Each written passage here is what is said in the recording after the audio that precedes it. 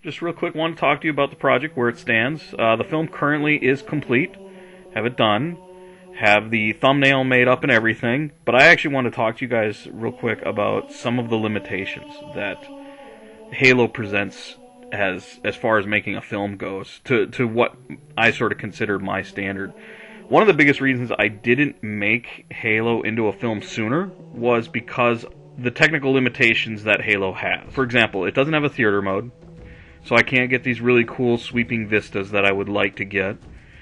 And it also doesn't have a blind skull mode. Anybody that knows what that is, that's played Halo, knows that if you have blind skull on, you can disable the HUD.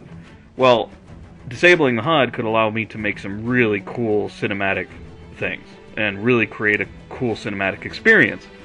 Well, the problem with Halo is that it has neither of those features, so there's no way I can get like a third-person camera angle on the Chief that I would love to do. There was even a time when I was considering making this film that I thought about remaking the whole film using Forge in like Halo 3 or Halo Anniversary or something like that, or like the Anniversary mode or Reach or whatever I could to try to remake it. The problem was that I realized that there would be some serious graphical alterations and changes, and it would look really weird, and I didn't want to completely alienate the original game. So what I ended up ultimately deciding on, because I so badly want to make Halo 2 and Halo 3 and Halo 5 now, is that we would see the film sort of through 343 Guilty Sparks POV. So when rather than making, like with Alien, where I'm trying to build up suspense, Halo's an action film where we want to include the action because it's such a huge part of the actual experience. I wanted to be able to show it by quickly getting to it and not skipping it.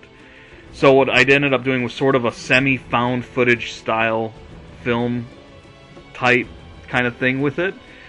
And I'm hoping that satisfies enough people, because I look at Halo right now, the first Halo, as the groundwork to something much greater.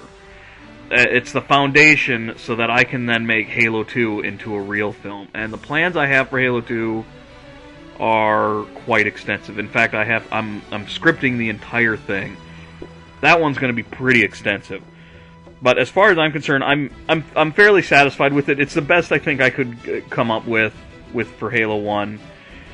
Oddly enough, Halo 1 is my favorite of all of the Halo games. It's just I knew that it wouldn't translate very well into a film, which is why whenever I got requests to make Halo, I was kind of like, oh, I would love to, but Halo 1 doesn't have X, Y, and Z, and I don't know how well it would work.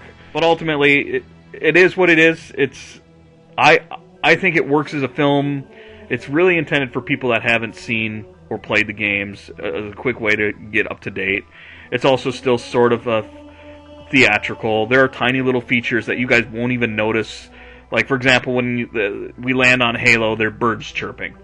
That's not actually in the game, but it felt like, as far as the film's concerned, it needed to feel more like we're on a world that's alive and breathing.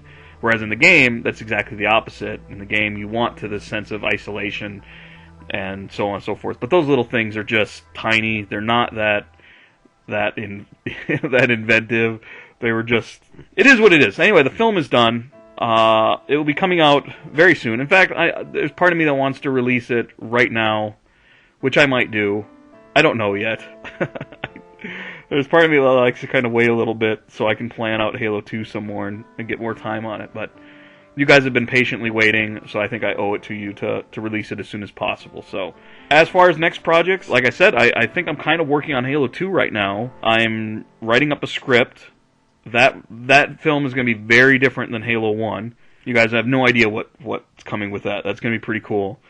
And then Halo 3 has a theater mode. Halo 2 does not, but Halo 2 does have Blind Skull. So I can work with that. And then, of course, Halo 5, which also doesn't have a theater mode, but, again, has Blind Skull. Thanks, guys, for supporting the channel. Thanks for still visiting. Thanks for some of you guys for watching all those movies over and over again. It's really appreciated. Means a lot. And until next time. Thanks, guys.